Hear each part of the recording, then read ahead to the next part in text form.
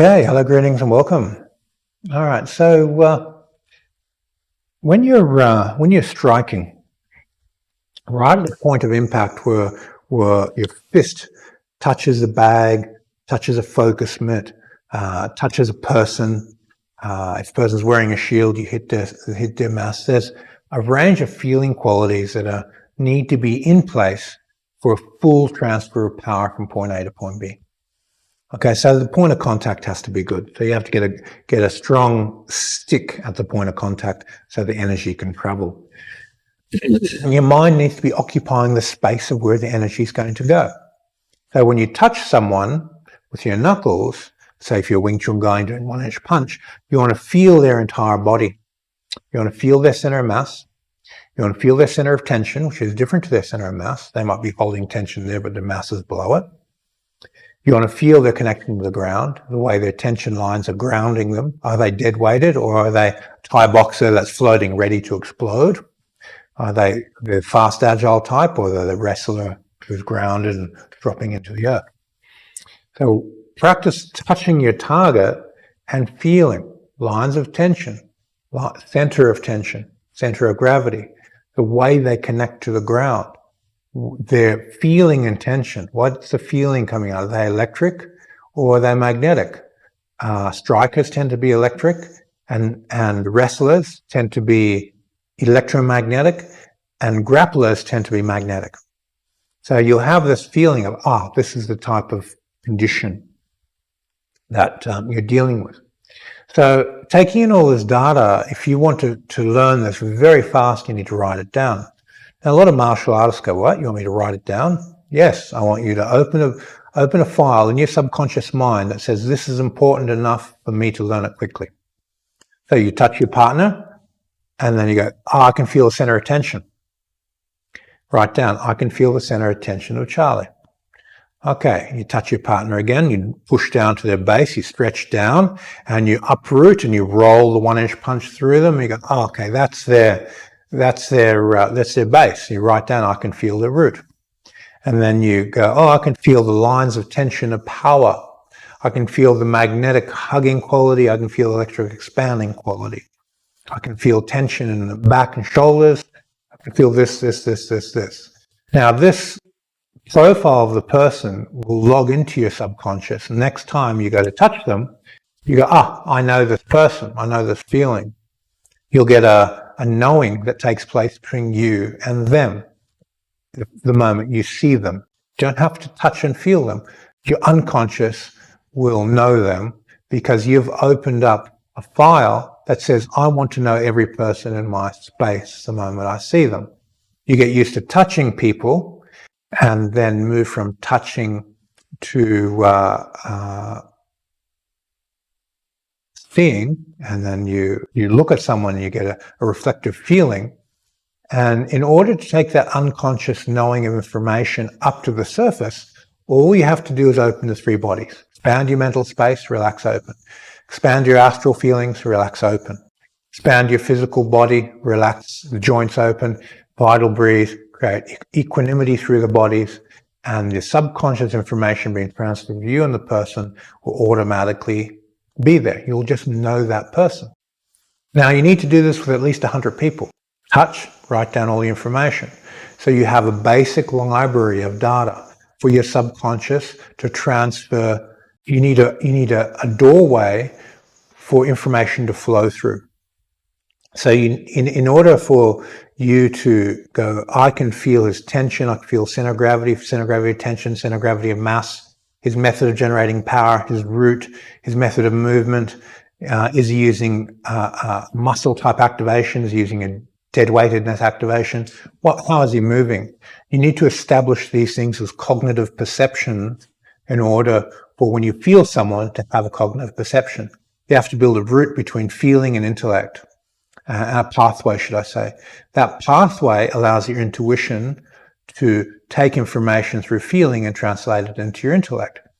And this needs to be journaled, contemplated, and recited over and over. Touch people and know them. Touch them, know them. Look at them, know them. Feel them, know them. This cycle needs to be trained. Intuition is rarely natural. People just know stuff. Intuition is a trained process. It's a process of accessing your unconscious mind to release data you feel is important into your consciousness. And that's all intuition is. Every person you meet, your unconscious mind knows them and their unconscious mind knows you. Your access to that is the bottleneck. So this is a mechanical process of training access to your own intuition. It's a natural property that everybody has. Everybody has intuition. It's there. It's just, are you accessing it? Are you doing something with it? How are you functioning with that? Okay. So this feeling quality, when you strike, you want to go from touching a target with the elbow, rolling. Now, the reason why we want to use a circle when you're striking and getting these contact points, you may go circle this way, is that it allows you to go up and down inside your partner's body, left and right inside their body, forward and backward inside their body, and act as a radar to feel everything there at the point of contact. So you touch and circle, create all the different circles. The circle this way, the circle that way, the circle that way, and scan through the system. Once you've done these circles and forward, backward, left, right, up and down tension lines, what automatically happens is information reflects back to your feeling. There's a reaction inside the person's body. So go through your knuckles, your palms, the blade, the elbow, the shoulder, the hip, the knee, the shin, the different parts of the foot that you kick with, and train feeling in all these parts of the body. When you can feel through the target, you can transfer force through the target efficiently. If you can't feel through the target, you can't transfer force efficiently through the target. You'll have what's called clumsy force, not refined force. So generating refined force requires two things: listening outside and listening inside. Listening inside is a process of really relaxing, opening the joints onto the vital feeling, which really needs to be trained outside first before you bring it in. As in building the ball, focus the mind outside the body and you start to feel energy. Focus your mind inside the body and your bodily senses will capture your attention and you won't feel anything internal. Out first, then come in. Now, if you're in the medical profession and you're developing your listening skills, you do this unconsciously. A client comes in, you write down their problems and you have a solution and you give them the solution. Now, you do this a few hundred times and your unconscious mind, when people walk in, will already know the problem, your problem of the person, because you've written them down so many times, and these feeling states on the unconscious connection between the doctor and the patient, it'll just be there. Now, the doctor's ability to be sensitive to that information will either come up when the patient's talking, and the doctor will have a sense of, yeah, I know what they're going to say. I know they've got this problem, that problem. And then based on all your past experience, you'll have this intuitive intellect that says, yeah, when a person talks about this and has these symptoms, this is the condition underlying it. So there's an intellectual training that takes place, but underneath that is a feeling of those conditions. And by doing a client card with each person you do healing on, when you're looking at it from a hermetic point of view, we're teaching our subconscious to have doorways of information for feeling to transfer into the intellect. And we're using that card to train that skill. So you can look at someone, feel that information that's being exchanged between your subconscious and their subconscious, translate it into the intellect and know what that person's about, know their health condition and so forth. So as you train this, you're going to find that if you journal well, then you're going to develop your intuition very quickly.